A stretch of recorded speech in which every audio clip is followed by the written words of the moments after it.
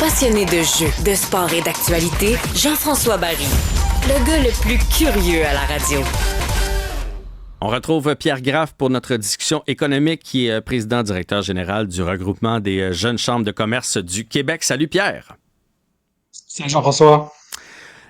Écoute, on va commencer. De temps en temps, il arrive des événements planétaires qui peuvent avoir un impact sur les finances, sur le marché en général à travers la planète. Et là, c'est le cas. L'élimination du chef du Hamas qui pourrait évidemment alimenter ce conflit-là et avoir des répercussions partout dans le monde. Exactement. Alors, c'est vraiment un fait majeur, ce qui vient de se passer suite aux attentats du 7 octobre en Israël. On savait que Israël avait menacé, donc souhaitait se venger en éliminant Ismaël Haniyeh, qui était depuis quelques années le dirigeant du Hamas. Et il se trouve que ces choses faites, ça a eu lieu dans les dernières heures. Et c'est pas seulement que le chef du Hamas a été assassiné, éliminé, c'est que ça a été fait sur le territoire de l'Iran. Et il faut savoir que là, dans ce temps-là, l'Iran, qui est un ennemi juré d'Israël, a vraiment un motif sur un plat d'argent pour non seulement lancer une contre-attaque, mais aussi vraiment déclencher un conflit ouvert.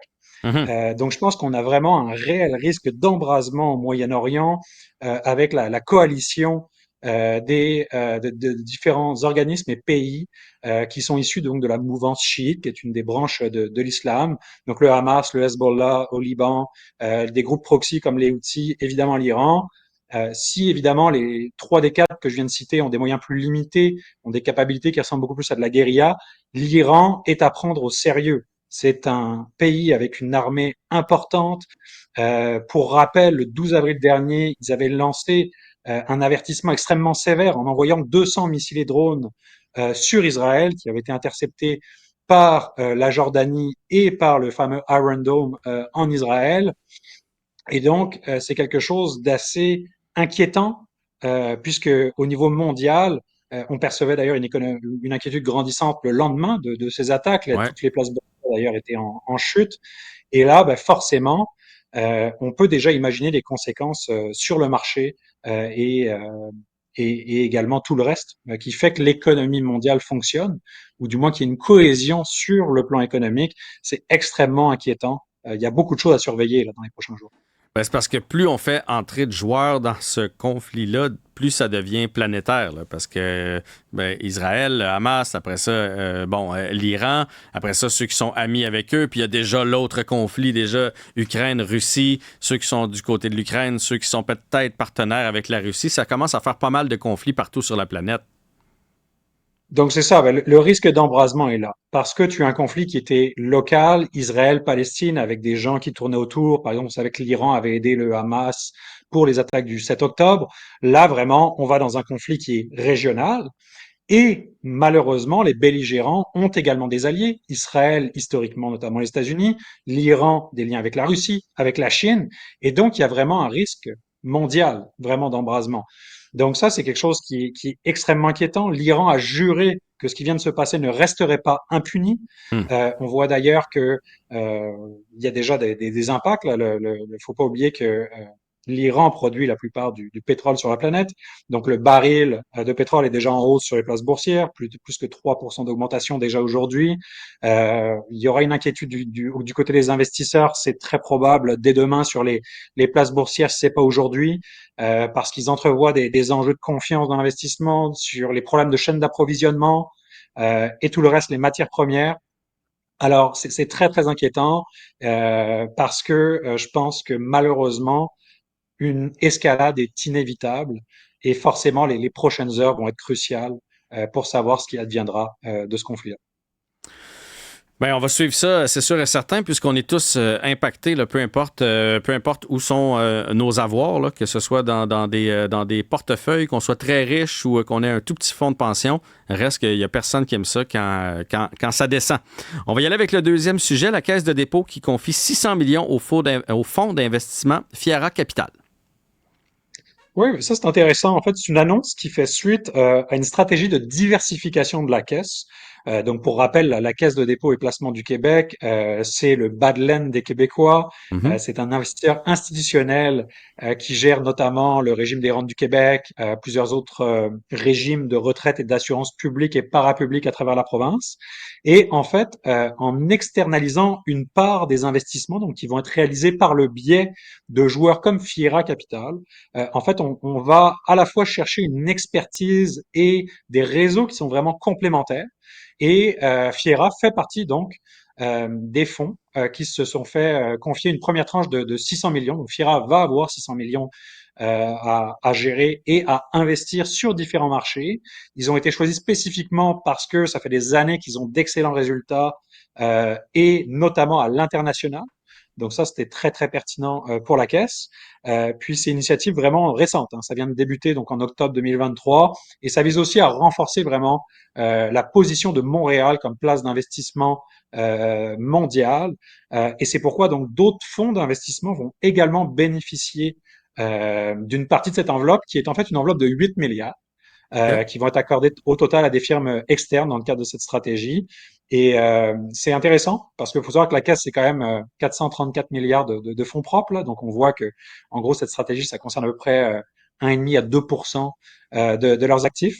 Mais c'est assez intéressant. Puis on saura évidemment dans les prochains mois à quel point ça a été pertinent de miser sur ces joueurs qui sont très reconnus dans l'industrie. Et c'est quoi le plus-value pour la caisse? Parce que je veux dire, quand tu as 434 milliards, tu es capable toi-même de diversifier ton avoir. Là. Tu peux en placer un peu partout. Fait que pourquoi on fait appel à ces gens-là plutôt qu'à notre propre expertise? Il faut savoir qu'il y a différents types de fonds d'investissement et parfois il y a des spécialisations. Lorsqu'on va vraiment aller vers d'autres fonds d'investissement, créer ce genre de coopération ou de sous-traitance, ça peut être assimilé à de la sous-traitance, c'est vraiment parce qu'on veut aller chercher un segment en particulier, parce que l'on veut bénéficier de la complémentarité d'un réseau qu'on n'a pas nécessairement à l'interne. La caisse a ses employés, Fiera a ses employés. C'est évident des personnes avec des expertises différentes, des réseaux différents, et c'est justement ce qu'on va chercher avec ce type de collaboration. Et donc, je dirais que c'est assez logique quand même que la caisse soit allée dans cette direction. On va maintenant parler de Lyon Électrique, là, de très, très mauvaises nouvelles. Plusieurs centaines d'emplois qui sont perdus. J'entendais tantôt là, le président nous dire que c'était un coup dur, mais qu'il y avait de bonnes nouvelles qui s'en venaient. Mais pour l'instant, c'est juste un coup dur. Mais c'est sûr que le coup près est tombé. Alors, on s'y attendait parce que dans les derniers mois, il y avait déjà eu deux salves malheureusement de licenciements. Donc chez Lyon Électrique, qui est un constructeur de véhicules lourds et mi-lourds électriques, notamment les autobus scolaires qu'on reconnaît Exact. maintenant avec une petite bande bleue, les Mhm. autobus jaunes avec une bande bleue. Et cette fois-ci, c'est malheureusement 30% des effectifs, donc 300 emplois qui ont été coupés au total. Donc ça mène à peu près à 520 licenciements depuis le début de l'année. C'est dû aux mauvais résultats. Avec un marché en contraction, on en parle vraiment de plus en plus d'ailleurs ensemble, Jean-François, dans tous les segments. On le voit d'ailleurs avec les constructeurs d'automobiles réguliers dans le milieu de l'électrique. Et les livraisons, malheureusement, pour Lyon se sont poursuivies avec 101 véhicules au dernier trimestre, mais c'est seulement à peu près la moitié de ce qui avait été livré à pareille date l'an passé. Donc ça a amené 40 millions de pertes malheureusement, et ils avaient donc pas le choix de prendre certaines décisions qui sont très très difficiles.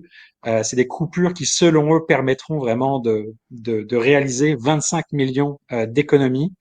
Ils parlent également dans leur communiqué de licenciements temporaires parce qu'ils aimeraient pouvoir éventuellement réembaucher si le marché reprend, donc venir rechercher leurs employés.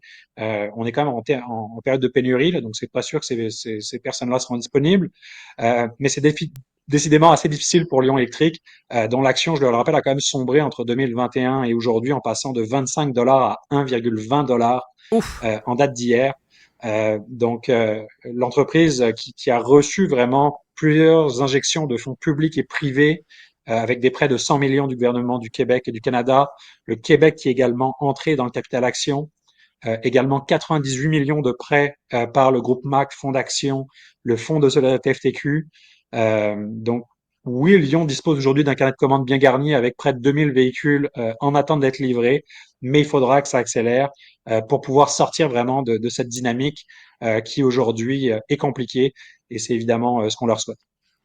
Tu sais, il y a eu un engouement sur l'électrique, mais je pense depuis 2 semaines, là, le nombre de sujets qu'on a fait là-dessus, toi et moi, et avec d'autres collaborateurs, tu sais, il y a Ford qui a fait « Oh, l'électrique va pas bien, Mercedes.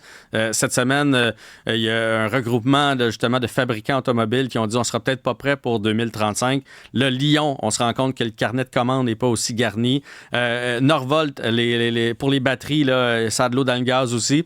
Fait que finalement, on s'est emballé avec l'électrique, mais on n'est peut-être pas rendu. Là, c'est ce qu'on se rend compte. Il y a plusieurs facteurs qui rentrent là-dedans. Évidemment, il y avait premièrement un déficit entre l'offre et la demande. Donc, lorsque les constructeurs se sont mis à construire vraiment un maximum de véhicules, peu importe le segment, ben, ça a fait que ça a créé un rééquilibrage. Puis, il faut pas oublier que dans de nombreux marchés, à l'époque, il y avait une demande de véhicules électriques qui était biaisée. Mhm. Elle était biaisée parce que lorsque tu donnes une subvention à l'achat pour quelque chose, là où quelqu'un n'avait pas le budget pour acheter un véhicule, par exemple, à 60 000 dollars, parce qu'il avait seulement un budget de 50 000, puis se faisait donner une subvention de 10 000 dollars pour acheter, ben forcément, ça créait vraiment un déséquilibre au niveau de la demande qui était beaucoup plus élevé ce qu'elle pouvait être. Donc, au même moment, alors que l'offre revient à un niveau, ben là, il y a des subventions qui se retirent, donc là, la demande baisse. Puis tu comprends à quel point, dans ce temps-là, bah, ça vient affecter le marché. Et malheureusement, bah, c'est un peu un cocktail explosif qui arrive en ce moment avec le retrait de subventions, les prix qui avaient augmenté en flèche, qui commencent à retomber, etc. Et ça crée justement cette situation assez complexe. Et c'est donc une mauvaise nouvelle pour un segment sur lequel on a beaucoup misé.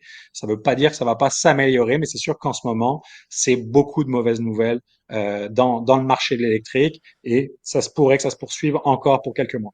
Ouais, on est dans un creux de vague, c'est le moins qu'on puisse dire. Pierre Graff, merci beaucoup pour toutes ces informations. À bientôt, Jean-François. Bye bye.